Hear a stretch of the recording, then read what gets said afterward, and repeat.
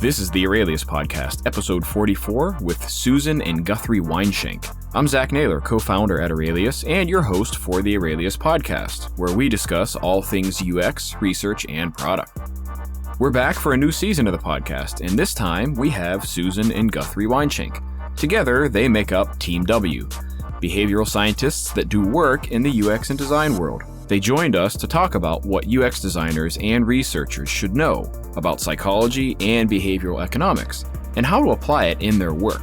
This conversation naturally drifted into a discussion about the ethics and moral implications of applying known influence techniques and behavior triggers into design and marketing. There were some really great points brought up for us to all consider as we think about how we choose to apply this, or not, in the work that we do. The Aurelius Podcast is brought to you by Aurelius, the powerful research repository and insights platform. Aurelius is an all-in-one space for researchers to organize notes, capture insights, analyze data, and share outcomes with your team. We recently announced two of our biggest new features yet. Aurelius now offers transcriptions and our automatic report builder. You can add any audio or video recording and have notes created for you automatically. Then, Aurelius automatically creates a report with every key insight and recommendation from your project, which you can then edit, design, and share with anyone right from Aurelius. Check us out at aureliuslab.com. That's AURELIUSLAB.com. Okay, let's get to it. Hey, Susan. Hey, Guthrie. Hello. There. How are you? Good. Doing great. We're good. Nice We got day. a sunny day today. That's nice. You know, we have a sunny day here. I'm in Minneapolis, but that usually means when it's very sunny and very clear, it's also very cold, and that's true. Well, we're not far from you. Right. You're Chicago area, is that right? Well, Guthrie's lives in Chicago, but right at this moment, he's up here with me in Wisconsin. We are about a 3-hour drive due east of you, if you're in Minneapolis. Yeah, Yeah. I am in Minneapolis. That's So I'm waving to you out the window. okay. Well, then I'll wave this way. Okay. That'll work. Well, very good. I appreciate you both jumping on and taking the time to chat with us. I know that folks are going to be excited to hear what you all have to say, and I'm personally, selfishly excited to have a conversation with you both. But before we get started, typically what I'll mention to our guests is just, in the event somebody doesn't actually know who you are already, maybe, introduce yourself, talk a little bit more about the work you do, some things you've done, what you're passionate about, to give them an idea who we're chatting with today. Sure. Guthrie, you want me to go first? Go for it. All right. So I'm Susan Weinschenk, and Guthrie and I have a company called The Team W. We do consulting and teaching and speaking, especially in the interaction between user experience and behavioral design. So I have a PhD in psychology, and I'm going to let Guthrie talk about his degrees and his specialty. I know all about how the brain works and why people do the crazy and weird things they do. I've got a long career in applying psychology to design, and that's kind of where all the user experience stuff comes in. But we love this intersection between behavioral science and design. And Guthrie, why don't you talk a little bit about, your background, your degrees, and your specialty in that behavioral science area? Sure. My name is Guthrie. I went to the University of Wisconsin, where I got a degree in economics, and then at University of Loyola in Chicago for my law degree. So He's a lawyer. yes, licensed attorney in the state of Illinois. Watch out what you say. So just kind of given that that background, my intersection really is the behavioral economics side. So if you have a specific person with their specific preferences in a specific situation, what can we predict about what their behavior is going to be or look like? So we really like that combination, because I'm kind of like the psychology, brain science, what do all humans have in common? Mm-hmm. And he's the human behavior, predictable human behavior in particular contexts and situations side. So we combine those together. This is really a fascinating way of describing that too. I mean, being aware of your work, but not having heard it described in that way, and that combination is really fascinating. And so I think, as people hear you describe that, I would certainly imagine the connections between behavioral economics and psychology applied to design are obvious. But I have to ask, how did you get into this? What made you say, yeah, I'm a trained psychologist or a trained behavioral economist or very well versed in this area, and I'm going to apply that to design. Well, you go first, and then I'll. Then you'll add on? Yeah. Okay. Well, for me, it happened a really long time ago. And I was in graduate school and working on my PhD and really interested in cognitive psychology, how people think, how people learn, and hadn't thought at all about applying that to technology or computers or software or anything. And I was getting my PhD at Penn State, and Penn State has a language requirement for grad students, but they have a weird twist because you can take a foreign language or you could take a computer language, which now that I think back on it makes no sense at all, but that's what it was. Got language in the word. And I thought, oh, well, I'm tired of French or German or whatever. I think I'll try this computer language thing. I had never programmed at all. And so I started taking this programming class. What happened actually was I ran my first program, which was some silly thing, in which it would take one column of numbers and another column of numbers and do some calculation and give you an answer. And when I ran my first program, the answer came back and all it said was job aborted. And I was like, and then I had to figure out what I had done wrong. But I remember I had this moment where I was like, job aborted? What the heck does that mean? And how is anyone supposed to understand what that means? And how is anyone supposed to know what to do next? And so I remember that specific moment because I said, this isn't going to work. This is not the way for technology to communicate with people. Now, I want to tell you, this was so long ago.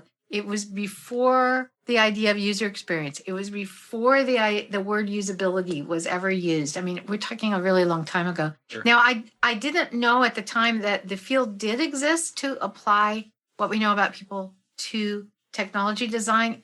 It was called back then, well, when I started, it was called man-machine interaction. Then it was called human-computer interaction.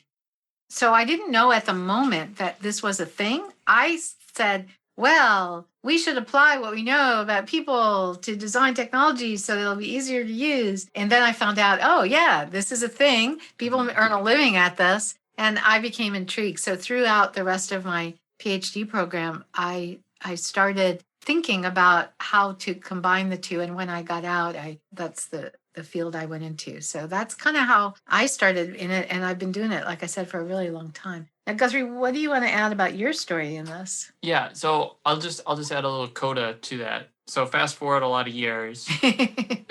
Thank you, Guthrie. You sort of got into more of the nuts and bolts of UX, of just like the UX field. Yeah. And moved, I would say, probably away from the actual psychology of it. Somewhat. I mean, the UX always involves some psychology, but yes. yeah. And then starting, I don't know, maybe about 10 years ago, Yeah. you sort of had an opportunity to go back out on your own. And as you did, the topics that you chose to pursue and specialize in and talk about, you started to more and more focus back to your roots, back to the psychology, back to the research. The rest of the field kind of moved towards you in a way. So I think maybe 10 years ago, you couldn't do this podcast. This wasn't something, you would go to conferences and you'd mention, Kahneman, and no one would know who you were talking about. And now it's become so popular that it's pretty easy for you to talk about these kind of things. Yeah, I mean, the whole idea of really focusing on psychology and behavioral science and unconscious mental processing and the latest research on brain science and decision making, and that applying that to design. When I started, as Guthrie said, it's really true. For many years, I got more into what we call traditional UX work, which of course involves psychology. But then about 12 years ago, I would say, I actually read a series of books that got me very excited about the latest research in brain science and decision making. And I started thinking anew about how that applied to what we did in design. But as Guthrie said, initially when I started talking about this, I was like the weirdo at the conferences. And now everybody's, right? I mean, there's you say UX psychology or, behavioral science and UX. And, a lot of people at least have heard of it, if not, have heard many speakers on it. So, yeah, I think there was this kind of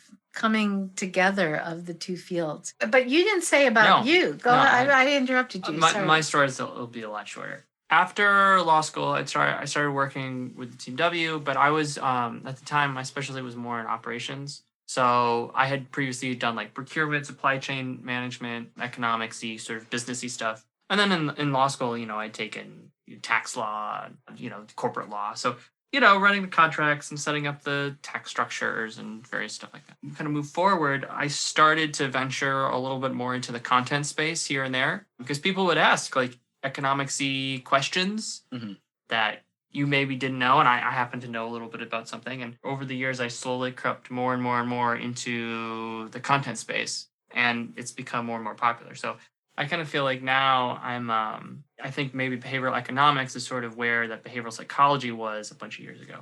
People are starting to hear about it. It's still a little less known. Yeah. If I say the word, some people maybe have an idea of what I'm talking about, which I don't think was true a bunch of years ago. Yeah. I've definitely moved more and more and more into the content expert, a little less behind the scenes. That's sort of how I sort of slid into it, and it seems to be working. Okay, right on. There's so many things that I want to ask about both of your backgrounds there. I feel like one of the things I need to ask is, what's the most popular question you get? Because I can imagine that, right, that because like I said, there's a lot that I would personally like to ask you, but what do you feel like is the thing everybody wants to ask you? We both know what that's going to be. Now, one thing I should say is that it is a little audience dependent. Our most popular keynote talk / workshop, what's the name of it?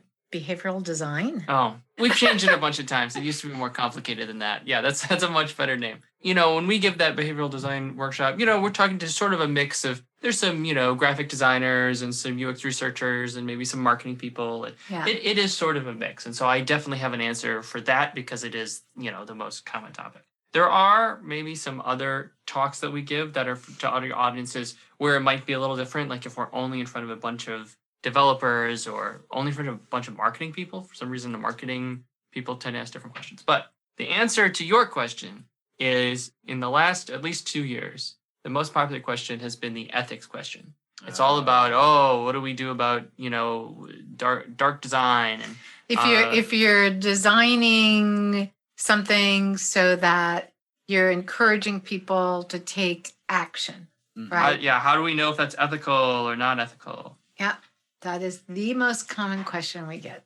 Totally. So this whole idea of like good hacker, bad hacker thing. Yeah. Dark pattern design, anti-pattern, I think I've heard it referred to, right? So there's all these different things. And so I can imagine that's exactly what people bring you two on to talk about is how do we design to influence behavior, which in and of itself is a little bit of a quagmire, right? To even be pursuing. And so then how do you make sure you're sort of on the right side of that? Yeah. So then now I have to ask you, what's your answer to that question? How do you make sure that you are on the right side of that when you're not? Okay, well, I'm going to let... powers for purposes of evil. Yeah, I'm going to let Guthrie start with this because he's the one that has spent the most time really figuring out an answer to this. Yeah, so I think I am sort of uniquely qualified to answer this question, both because of my behavioral science background, but also my legal background. The law is a profession that really requires a high standard of ethics. And according to, there's a separate test you take that's different than the bar called the MPRE. And it's only a test on ethics. And I passed. So the state of Illinois says I am an ethical person. It's like an official, that's and there's some like weird perks that I've never done that apparently like for some things, like I don't need a notary. Because like really? I didn't even know that. Yeah. Yep. Because you're an ethical person, you don't need a notary. Like if I wanted to become a real estate attorney, like I don't have to take any of the ethical real estate stuff because I'm already like through. There's stuff like that. I don't quote me on that. I just remember hearing other. But that is not the answer to how to make sure. You're ethical is to get a law degree and pass the MPRE. No, that seems a little rigorous. Yeah. Not at all. It wasn't that hard, which is maybe should be worse. The point is that I've given a bit of thought to this in a bunch of different ways. The first question is, how do you decide if something is ethical or not ethical? So I came up with a formula you can run and you can determine if a product or service you have is ethical or not. But as an economist, I do, my sort of thing is, look, I'm not a politician. I have my own personal views on what's ethical or not, but the whole point of economics is that, well, we're just running the numbers. Like, whether you decide how, it's like, how ethical do you as an organization want to be? And of course you can say, well, societies might say you're ethical or not ethical. And again, I can talk for a bit longer about how you run that calculation. But basically, you can run a very simple calculation and determine if your product or service is ethical or not. It's sort of like on a sliding scale. The example I like to use is there's a very simple behavioral science trick that's not very ethical, that definitely goes deep to the brainstem and influences people to change their behavior. It's called using attractive people in sexual poses to sell stuff. People have been using good-looking people to peddle products for like forever. I mean, it's like the oldest marketing trick in the book. I don't know. Society sort of has decided that that's ethical. That's like, okay, if you want to use an attractive person eating food or drinking beer or doing whatever they're doing, selling insurance, that's okay for whatever reason. You could really get very, deep and wax, philosophical about, ethics. There does seem to be a line somewhere, and where that exact line is and how far you as an organization are willing to go, there's a little bit of debate there. I would say, just in general, my personal opinion, most companies or organizations are really not acting very ethically and usually put money first. That's if you have a specific ethics question, I can go into it. That is a very poorly done high level. It's way too long. So, okay, fair enough. Is it the same question for you, Susan? You mean, how do you determine whether your particular technique that you're thinking about applying in order to get someone to take action is ethical or not? Or do you mean that the most common question then? Yeah, is that the same question that you get as well? So is it basically a combo for you both that you often get this same question? I really think it is. I really think it is. And the reason is that, for instance, in a typical 40-minute plus Q&A keynote that we give, we're talking about, we call it the top 5 things, but really each one has multiple things in it. So we're talking about 10, for instance, really specific, powerful things you can do to get people to take action. In our 1 or 2 day workshop, we're talking about dozens of things, right? So it's so obvious that we are talking about the way the human brain works and the way people typically react. There's no way that anyone listening to that can't at some point say, is this okay? And does it depend on what the action is you want them to take? Sure. And so it's pretty obvious that it's an important question. And yeah, so I would say it's the most common question we get. Now, interestingly, it didn't used to be. Yeah. It did not used to be. Yeah, I used to be able to give a keynote talk or a 2-day workshop and talk about this stuff. It wouldn't come up at all. I mean, people might have been thinking about it. Maybe some people were thinking about it, but either people weren't comfortable asking or it didn't seem that important to ask. And something shifted in the last, I would say, year or two, especially, that now it always, any Q&A we do, that question is going to be there. So you're prepared for this. And it's interesting that shift occurred. I think even from a behavioral economics standpoint, we've seen a change in behavior as a society in which I think you can, even if you put your finger in the pulse of that through social media and things like that this has been discussed more often. So it makes sense that would come up. Yeah. I also like the idea of explicitly calling out that being ethical in and of itself is a choice. And so the fact that it is a sliding scale is kind of like throwing darts at a dartboard. Where are you aiming, really? I guess is the question. And I think that could be a topic in and of itself. But as you both were describing this, one of the things I thought of is personally to ask is, could you give me an example maybe of one of the things you suggest, what you would consider an ethical application and perhaps an unethical application? So I'm going to do this more succinctly and less all over the place than I did before. Okay. So when you're talking about a product or service, and the question is it ethical or not? There are 2 factors that you need to look at. So if we think of our bell curve distribution of all the users of this product, you're going to have the vast majority of users who are right in the middle. And the question is, how much is this product or service harming their lives? sort of in a normal way. Okay. An example of this would be maybe like meth. Like almost all the users of meth, just their lives are sort of negatively impacted in not a very good way. Okay. Right. And then, but it's also important to look at, the last little, 2.5% on the ends, right? The little, standard deviation just right on the tips. Those are the extremes, people in the extreme case. So in our meth example, people on the extreme end of the meth use, also bad. So it's the combination of those two factors. You have to pass both of those tests if you're going to become ethical. So for example, let's look at a mobile game. And for the vast majority of users, you have, maybe there's some microtransactions. They pay a little bit. They mostly just have fun with their friends. It's a good way to waste time. And yeah, maybe they're out a couple bucks because they wanted, a character skin or something.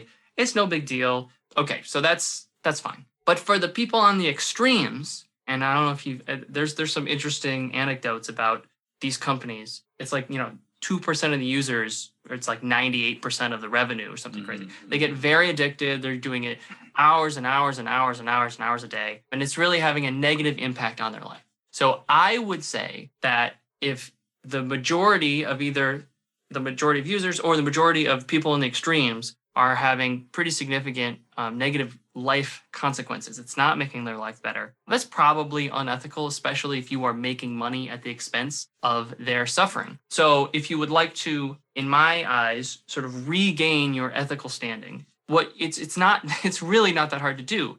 If you're running this kind of app, you know what users are basically being addicted to it. You could just look, any user that's using it over certain, 10 hours a day, 6 hours a day, 4 hours a day, whatever it is, or spending, a certain amount of money, you can put in code that, for example, it says, hey, you've used this for 4 hours today. We're locking you out of the app.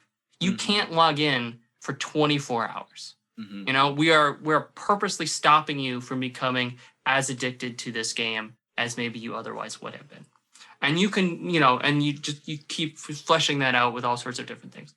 That is, to me, how you can have a product and service be ethical. You have to balance both the majority of the users and the people at the extremes. So that's a really useful perspective, I think, for people to take in considering whether or not their products are ethical. Interestingly, a question that came up immediately as you even use that example is that I think that in and of itself is an ethics decision, right? Just in terms of, say, personal freedom, right? I can imagine, or at least I would hope, that somebody says, should we be making a decision on someone else's behalf on whether or not to use this? And then like, what sort of implications are there in making that kind of decision? You know what I mean? Yeah. I'm curious, have you ever come across that and where somebody had to have that conversation and maybe made that decision and, what ramifications happened as a result? No, I think most organizations just try to make as much money as possible. I've seen anecdotes of various apps and companies doing this, but it's usually where they'll like just do a notification like, hey, we noticed that you've been scrolling for a while. Would you like to continue? And that's what's called, you're sort of breaking up their automatic decision-making flow. And that's fine. That's probably better than nothing. That's different than, hey, we're actually, doing this seriously. But I think if you spend so much time and effort to create a product or service that relies on people's attention, relies on their, not addiction, but relies on their extreme interest, I suppose I'll say. You've designed the whole thing around this to try and get people to do behavior in a certain way, to then say, okay, well, we actually don't want you to do behavior in this other way. I don't see any ethical problem with that. But I have not necessarily seen an issue with all these companies are stopping people from using their products. Right. Oh no, don't pay us money. I don't think I think we're a ways away from that from that being too much of an issue. Yeah, and here's the reason I ask about this is because particularly, so for those listening who are not here, we're based in the U.S. as Susan and Guthrie, of course, and so even if you're not based in the U.S., it would be surprising to hear that you had not heard about our social political climate recently, and just a lot of that, how it has to do with actually some of these very same products like Facebook, like Twitter, and the influence they've had in, our public and social discourse. And I have to believe that you two have probably given a great deal of thought about those things and how they influence this and decisions that could be made regarding that. Yeah, I mean, definitely. And as Guthrie has alluded to, we don't see it getting better. right now. The companies are not making decisions. There's ancillary evidence that there is momentum perhaps in that direction, maybe. So I am There you go. Spoken There's like a a true lawyer. strong endorsement. Spoken like a true lawyer. So call me cautiously considering being cautiously optimistic, maybe. I don't know if it's so there may be some changes on that front just because Mainly because of negative PR. Yeah. Yes. Right. So I think not necessarily because these companies are like, oh my goodness, we didn't realize what we had inadvertently done. Right? Okay, so there are 4 ways in which you can have companies become have more ethical practices. The first is like government intervention, which in the United States probably not going to happen, but maybe, but probably not. The second would be people really wanting the marketplace sort of deciding. So it's like, if you like sell our user data, we won't use our company. People have seemed pretty willing to give away anything they want as long as the product is a good product for free or cheap. So maybe that's shifting just a little bit, but probably not. The third would be the companies themselves just decide out of their benevolent goodwill to not make as much money because reasons, probably not. The fourth way is that the employees in the company, they're the real marketplace. Companies have to attract the best talent. And if there's a thought among sort of their employees that they are doing shady things, especially after they spend so much time, especially internally, right? We're a good company. We're giving to charities. Look at all the great stuff we do. We're down with the social causes that our employees care about. We're making the world a better place. Yeah, we're making the world a better place. All that kind of self-story that in a corporate culture they're kind of telling themselves. I think a lot of the pressure is coming from the employees that work there, and they have to make those sort of corporate employees happy. I think they're starting to see some pressure and some change on that front. That's really interesting, and I think we have seen some movement in the more ethical direction as a result of that.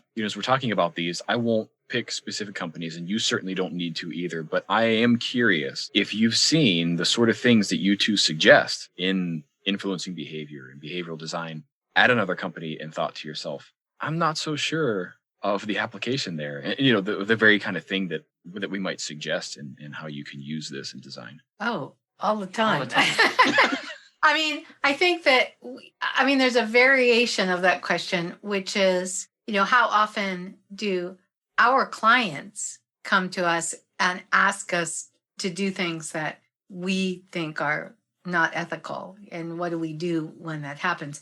That doesn't happen very often. Yeah. And I don't know why that is, actually. It might just be luck of the draw of who are the people who self-select and call us up and say, can you help us with our design of the blah, blah, blah product. I specifically remember 2 instances where we were asked to do something where we felt it was crossing the line and we weren't going to do that. One of which was, luckily it was very easy to talk about because what they were asking us to do was actually illegal. So that, I've done work with the FTC, the Federal Trade Commission, and that's a U.S. part of the government that monitors companies for illegal practices of various kinds. And I've been an expert witness for them on, when they're bringing a company to court because of actually user experience interface design issues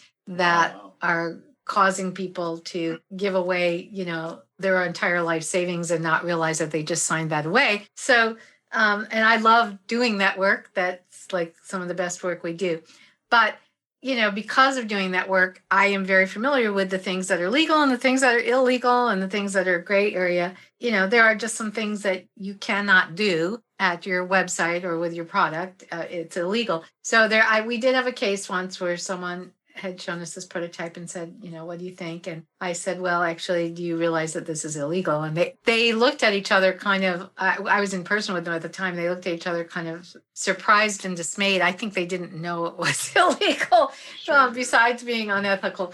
But we've had one other case where someone asked us to do something that wasn't illegal, but we thought was crossing a line. And So, we just addressed that. Tried to encourage them not to do that. And we certainly weren't going to help them figure out the best way to do that. But, it's their company. But I think in general, not from our clients, we see things all the time. I mean, I remember, Guthrie, we were at a conference a couple of years ago. This is that, you mentioned about how employees are getting, more awake to this and speaking out more. This was before that, because I remember there's a company that I won't call them out by name, but there was one of the people was making a presentation at this conference, and she was just going on and on and on about how goal of the company and the intention of the company was to make the world a better place. And I remember you and I kind of looked at each other.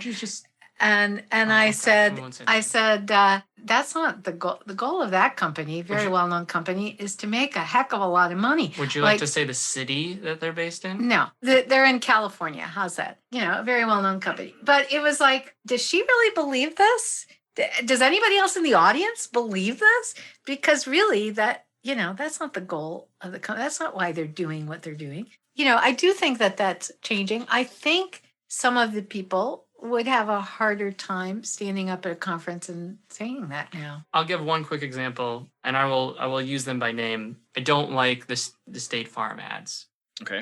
State Farm TV advertisements. I don't know if it's State Farm or their marketing advertising agency or something. They are not the only ones. They kind of did it first, and now it's definitely been. I mean, it's not. I don't want to say copied, but it's rampant. So there's a lot of ads where there's like the fake Chris Paul. I don't know if you're familiar with these ads. I was watching a lot of basketball, so I got a lot of these Chris Paul ads. It's the same ones they had with James Harden, Chris Paul. It's all the same ad.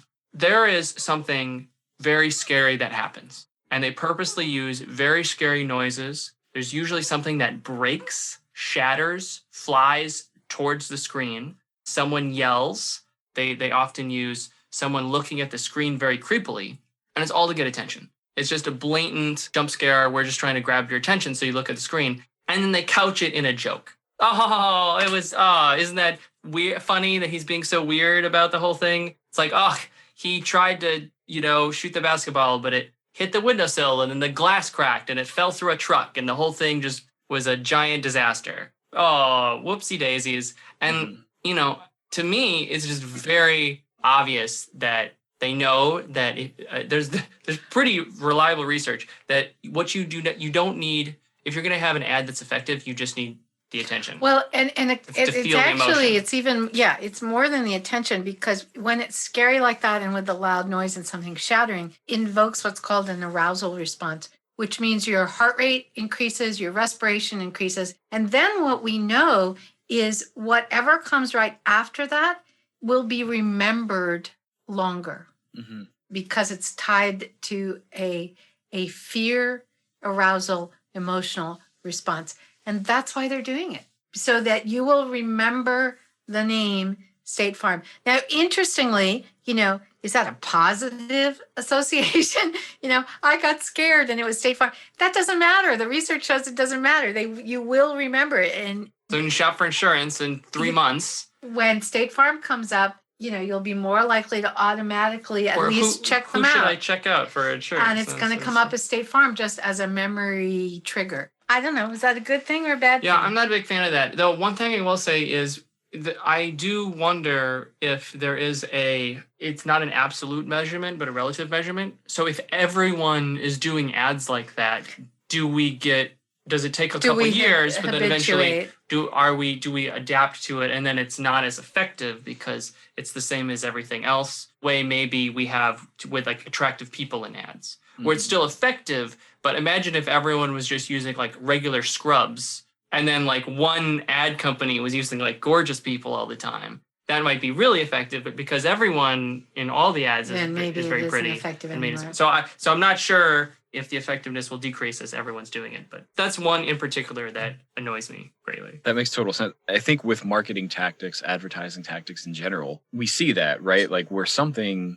stumbles across something that works and then everybody does it. And then I think a combination of two things happens. One, it becomes saturated, so it's no longer novel. And two, as you've suggested, we kind of adapt to that. I think the interesting thing is, not that we have the time to get into, but maybe a thought for everybody listening too is, is that still ethical because it then becomes normalized? Is an interesting question to consider. But, one of the things that I want to ask with that, so that's a good example and questionably ethical is what I'm gathering from you, right? Maybe your opinion on that. I'm curious, is there a way to use something like that in an ethical way, right? So if that's the edge of the cliff, right? Just as a metaphor, how do we take a few steps back and use something like that for more ethical or more appropriate behavioral design? Well, I mean, if you're making a horror movie, it's very ethical to have jump scares. That's like the perfect place for it. Video games, that kind of stuff. Sure.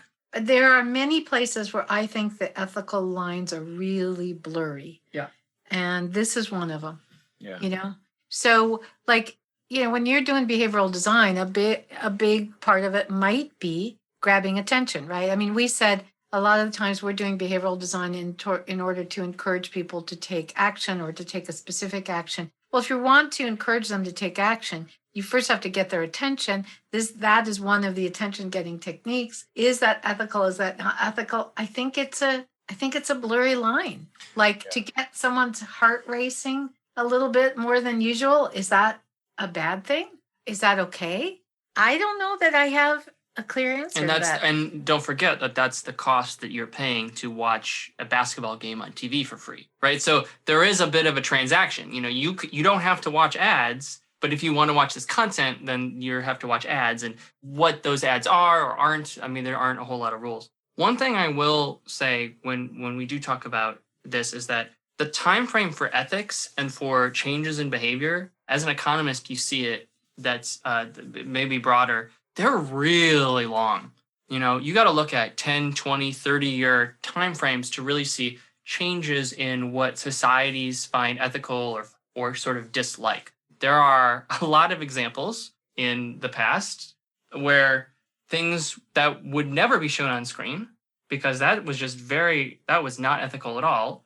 And it's not like within 2 years, suddenly everything changed and every show had like an interracial relationship and it wasn't a big deal. I mean, it takes a very, very long time. Mm-hmm. And so it's possible that the behaviors of especially tech companies, but a lot of companies in maybe doing practices that people dislike, but are not outraged because, it's not like the biggest you said, deal. This was annoying to you. It's annoying. It's sort of on the fringe, they keep sending me notifications on my phone, trying to keep me to do stuff. We keep looking for these fast changes in 2 or 3 years, and what's the trend, and what's this trend? And I encourage people to think on the 20, 30-year timescale. So 30 years from now, are people going to sort of accept these practices? It takes a really long time for things to change and organizations and institutions, especially companies, for new bosses who have different mindsets to come in. These things can take a long time.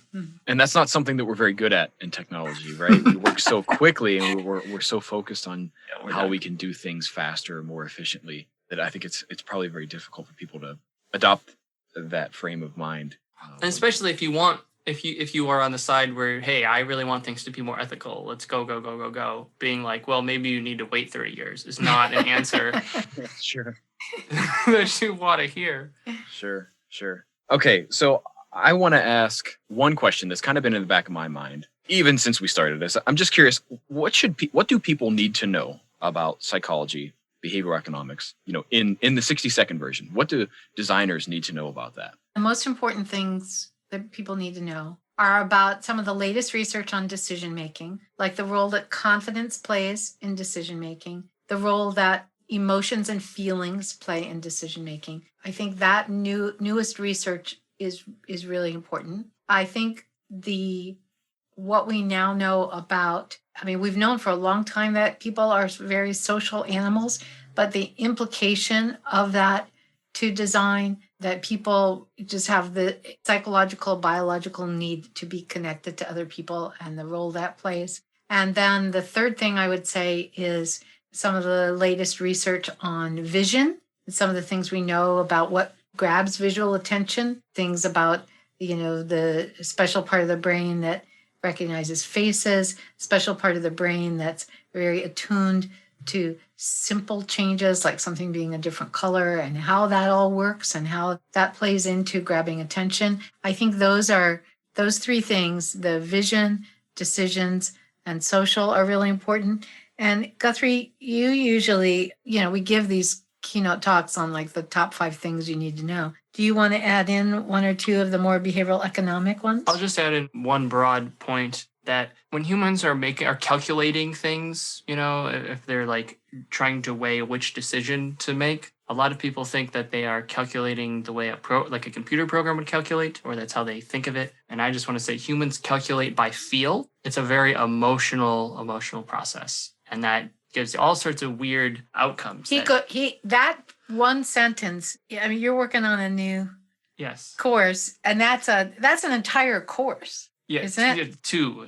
Really. 2 courses. Part 1 and part 2. So he said that in one sentence, but there's a lot of examples he gets into on that. Right. Awesome. Okay. So if I were to summarize a little bit of that, part of my job in doing this and hosting you two is to say, things you ought to know about are some of the, again, as you mentioned, some of the most recent research on how people make decisions, how we get their attention, the role confidence plays in that. It's important to be aware of, and tying this back to our conversation prior, applying that ethically. And that's something you kind of need to figure out on your own with context. And then remember that they are not doing these things when you are influencing their behavior. They're not doing these things in a cold, calculated way. They're very emotionally driven. It's very touchy-feely and not the way that we might imagine it's happening. Yep. Is that a fair summary? That was good, Zach. All right. Well, I've done my job pretty well. I realized that we were coming up at the end of our time, and I want to be respectful of that for you too. So I guess one of the things I like to ask at the end of each episode is, if somebody was listening, got hit on the head, forgot everything we talked about, and said, well, can you just tell me what that episode is about? What do you think that people should take away from our conversation? We talked a lot about ethics. Here's what I would say people should take away is that the work in the field of behavioral science, so psychology plus behavioral economics, there's just so much great stuff in this body of knowledge.